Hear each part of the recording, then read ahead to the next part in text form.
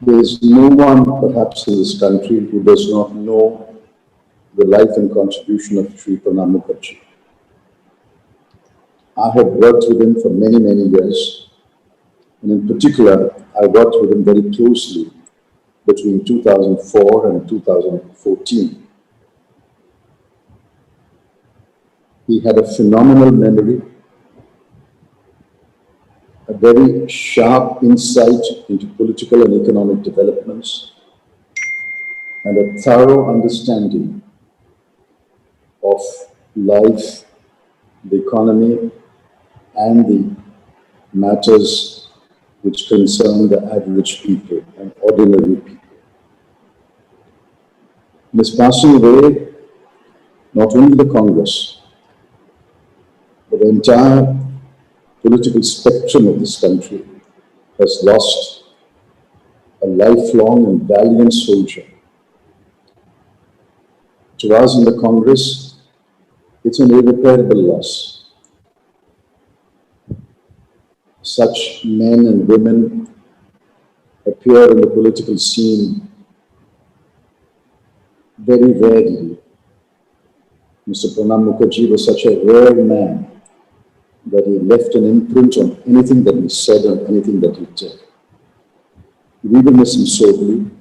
The nation will miss him sorely. I pay homage and tribute to the memory of Sri Pranab Mukherjee and request all of you to observe a minute's silence in his memory before we begin this press conference. May I request you, wherever you are, to stand up in your places for a minute. Friends, I have a brief opening statement. A copy of the statement will be released to you digitally and, if necessary, the hard copy. I will not read the whole of my statement. I'll read only a certain portion and then take questions. The CSOs released the provisional estimates of GDP for the quarter April-June 2020, which is the first quarter of 2020-21. GDP in the first quarter has declined by a whopping 23.9%. That means about 1/4 of the gross domestic output as on 30th of June 2019 has been wiped out in the last 12 months. Another way of looking at it is, since the end of 2019-20, the gross domestic output has fallen by about 20%. The only sector that has grown is agriculture, forestry, and fishing at 3.4%. The finance minister, who blamed an act of God for the economic decline, should be actually grateful to the farmers and the gods who bless the farmers. Every other sector of the economy has declined sharply, some precipitously. Manufacturing is down 39.3%. Construction is down by 50.3%. And trade, hotels, transport, and communications by 47%.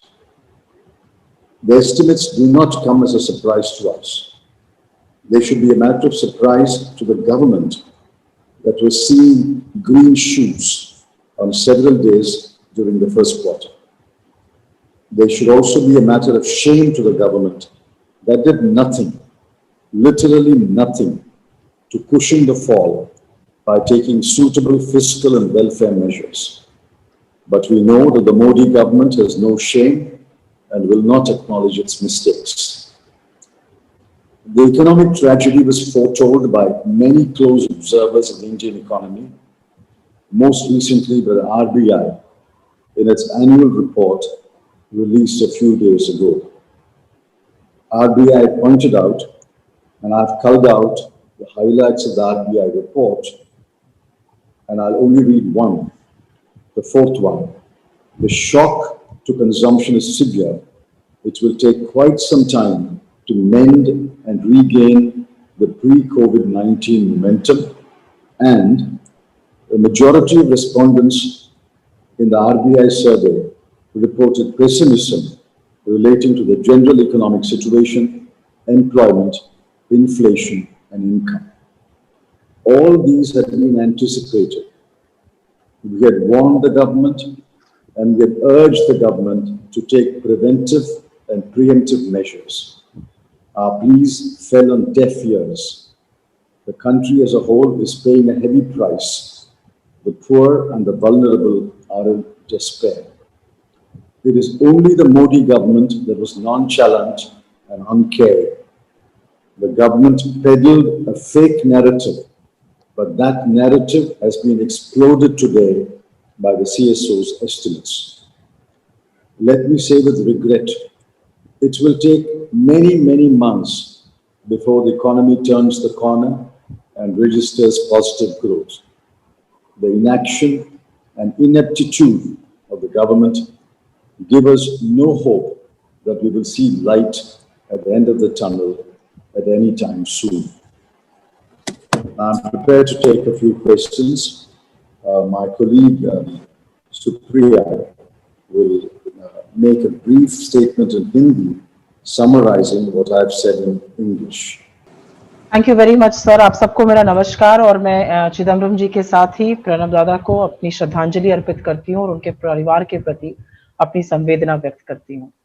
जो data आया है अभी थोड़ी देर पहले GDP का, पहली तिमाही में जीडीपी में संकुचन हुआ है लगभग 24% का। और जैसा कि चिदम्बरम जी ने बिल्कुल सही कहा कि अगर आप एक तरह से देखिए तो 30 जून 2019 से लेकर अभी तक करीब करीब एक चौथाई, 12 महीने में एक चौथाई जीडीपी को वाइप आउट कर दिया गया, पूरी तरह से नष्ट कर दिया गया है।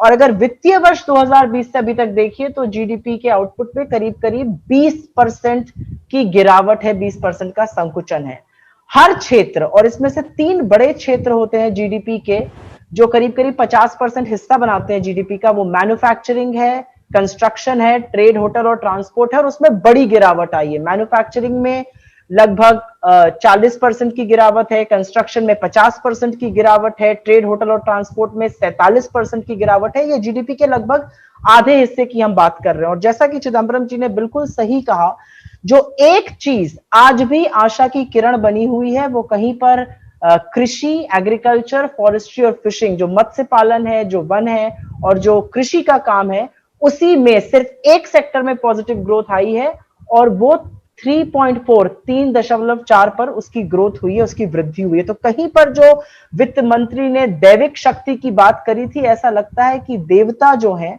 वो आज भी इस देश के खेतीहर, इस देश के किसानों के साथ खड़े हैं।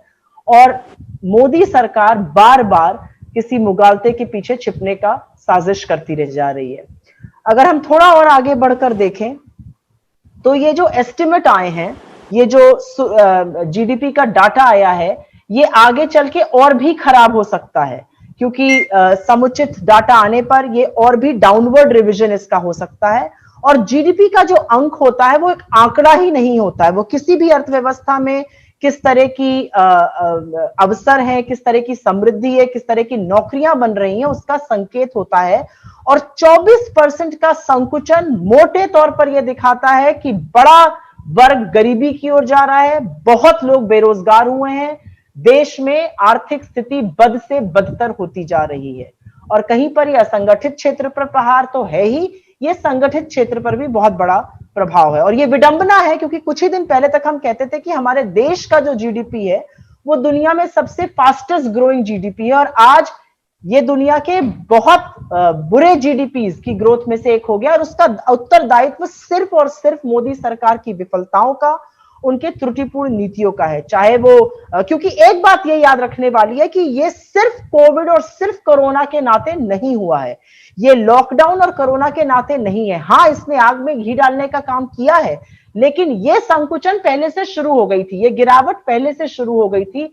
जीडीपी कोरोना के पहले 7 तिमाही से लगातार गिर रहा था। वित्तीय वर्ष 17 से लगातार गिर रहा था। 17 के वित्तीय वर्ष में जीडीपी की ग्रोथ 8.3 थी, जो गिरते गिरते 4.2 हो गई। नोटबंदी के बाद से लेकर अभी तक जो पिछला वित्तीय वर्ष बीता है, आधी हो गई है हमारी आर्थिक वृद्धि की जो ग्रोथ है, जो वृद्धि होती है, तो कहीं पर इसका, और कोविड के पहले ही बेरोजगारी 45 साल में सबसे ऊपर पहुंच गई थी, आर्थिक मंदी अपना पैर जमा चुकी थी, तो कहीं पर यह सरकार की विफलताओं का परिणाम है, क्योंकि बाकी देशों में इसका इफेक्ट हुआ है पर इतना बुरा नहीं हुआ है जितना हमारे देश में हुआ है। और इसका सिर्फ और सिर्फ एक और कारण है, और चिदम्बरम जी ने यह बिल्कुल सही कहा कि कहीं पर सरकार की आनाकानी, कहीं पर सरकार का बहानेबाजी, कहीं पर सरकार का सुर्खियां बटोरना ही इसका कारण है। राजकोषीय सहायता नहीं मिली, फिस्कल मेजर्स बहुत कम आए, जवानी जमा खर्च हुआ, आरबीआई पर बोझ लाद दिया गया, आरबीआई ने ऋण की दर घटाई, तरलता बढ़ाई, आरबीआई ने डिविडेंड दिया, लेकिन आरबीआई से लोन मिलता है और इतनी आशंका के वक्त कोई लोन लेने को तैयार नहीं। और इसीलिए अगर आप देखिए तो हमारी जो ऋण की गति होती है वो भी धीमी हो गई, उसका सिर्फ 5.4%, क्रेडिट ग्रोथ जो कहते हैं वो सिर्फ 5.4% हुई है। 20 लाख करोड़ का पैकेज घोषित हुआ, वो जवानी जमा खर्च था, उसने सुई की नोक को इधर से उधर भी नहीं किया, ना बेरोजगारी को खत्म किया, ना उपभोग को बढ़ाया, ना निवेश को बढ़ाया। और उसका नतीजा है कि कोरोना वायरस और लॉकडाउन के बाद जो पहले से आर्थिक मंदी घर कर चुकी थी हमारी अर्थव्यवस्था में, वो और भी बद से बदतर होती चली गई। कुछ आंकड़े आपके सामने जरूर रखूंगी। लोगों के अंदर इतनी आशंका है, इतनी बेरोजगारी है कि ईपीएफओ से लोगों ने करीब करीब 30,000 करोड़ रुपए निकाले, अब करीब 80 लाख लोगों ने 30,000 करोड़ रुपए, और ये भविष्य के लिए लोग बचाते हैं, आशंकाओं से भरे आए हैं, इसलिए ऐसा कर रहे हैं। एक बात और समझनी जरूरी है कि अभी तक तो आरबीआई से सरकार ने सारा काम कराया, लेकिन अब इन्फ्लेशन भी बढ़ रहा है, प्राइसेस भी बढ़ रहे हैं। आरबीआई अब ऋण की दर घटा भी देगा तब भी कोई लेने वाला तो पहले भी नहीं था, अभी भी नहीं होगा। सरकार के सामने सिर्फ एक उपाय है, और वो उपाय है कि आप लोगों के माध्यम से उपभोग बढ़ाइए, लोगों की किसी ना किसी तरह से इनकम बढ़ाइए। और ये तभी होगा जब आप सूक्ष्म लघु उद्योगों को, मध्यम वर्ग को कुछ सहायता करिएगा, ग्रामीण क्षेत्रों में सहायता करिएगा, दिहाड़ी मजदूर, कारीगर, सभी इससे कहीं ना कहीं प्रभावित हैं। मैं सिर्फ अपनी बात ये कह के खत्म करना चाहती हूं कि आरबीआई ने अपनी एनुअल रिपोर्ट में पूरी तरह से इस बात को साफ कर दिया है कि आर्थिक मंदी का ये दौर बड़ा है और ये लंबे समय तक रहने वाला है, ये पहले जल्दी नहीं खत्म हो जाएगा। और इसीलिए सरकार से हमारी आशा है, गुजारिश है, रिक्वेस्ट है कि आप सुर्खियां बटोरना छोड़िए। किसी भी समस्या को सुलझाने का या उसका समाधान करने का पहला स्टेप होता है, पहला कदम होता है उसको स्वीकारना। आप स्वीकारिए कि आर्थिक मंदी का दौर है, आप स्वीकारिए कि देश की अर्थव्यवस्था चौपट हो चुकी है, और उसके बाद, इसको स्वीकारने के बाद इसके उपाय खोजिए, इसका समाधान खोजिए। मुगालते में रहने से, आंख बंद कर लेने से, आंख पे पट्टी लगा लेने से, सुर्खियां बटोरने से ये समस्या सुलझने वाली नहीं है।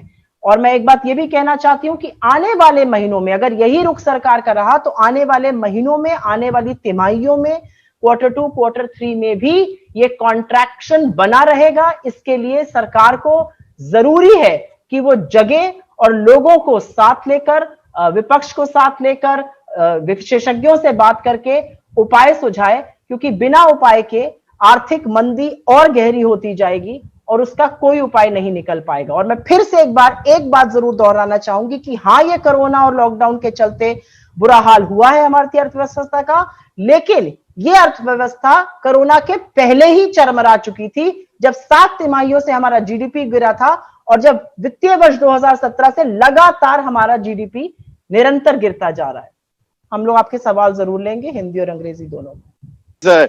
Responsible opposition, what would you recommend to the government at this stage in terms of improving the GDP? Because what are the drastic measures that are required? Yeah. And the second question is on the GST compensation fund.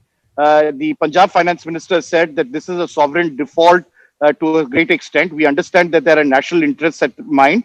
How do we go forward? What are the steps to be taken? Because those two options are not acceptable. What does the Congress party believe is an amicable solution to this entire crisis, especially now that the GDP has gone down to 23.9%? How are they going to be able to meet the state's shortfall?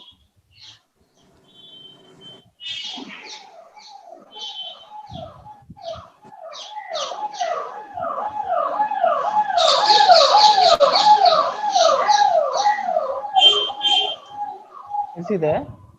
I think he's again dropped. Yes, unka signal Is it a GST question? Go ahead, Supriya, you want to give a go? No, I'm just saying that as far as the positive suggestions are concerned, I think from the very beginning we have been giving the government positive suggestions. Our first and foremost suggestion was the only way you can make your way out of this slowdown is if you improve consumption. And that is what the government is not doing. I mean, you know, these loan fares are not going to improve the condition of our people. And which is why we've been saying, do some kind of an income support, put money directly in the hands of people.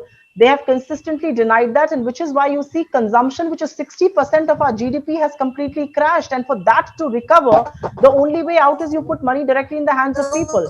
And I think the first and foremost suggestion is at least accept that there is an economic crisis. They have been in denial, and Mr. Chidambaram rightly said, where are these green shoots that the government keeps quoting? So that's the first and foremost suggestion. Please understand that economy is in a crisis. You are in the driver's seat. You will have to take everybody on board and get your way out of this crisis by boosting consumption. That's the first thing. As far as the GST is concerned, I think various states are worried, and rightly so, because GST was brought about by getting states on board, and the GST constitution clearly states that GST compensation loss will be made up for as far as the states are concerned for the first 5 years. Where do states go and borrow? They cannot be in a debt trap. It's the government of India which should borrow, because it's almost telling the states my way or the highway. And instead of borrowing for the states, and because they have many more avenues to borrow, far better rates, far better resources, they're telling the states to borrow and be in a debt trap. I think that's not just ridiculous, it's unconstitutional.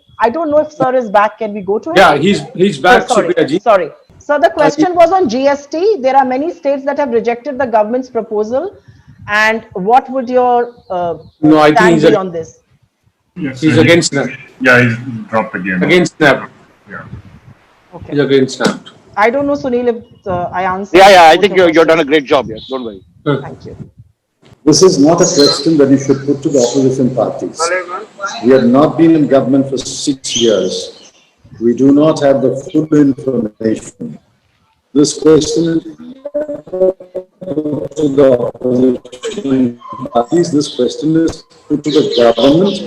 It is the government which must give answers, and our business is to question the government. Yes. Next question. Yes, sir. There are not many questions, sir. This was one question. Is there a question? I don't think, sir. There's I've no more answered questions. the question Sir. of Sunil. Is there another question of Sunil? No, sir. All right. So let us not converse. Just put the question on.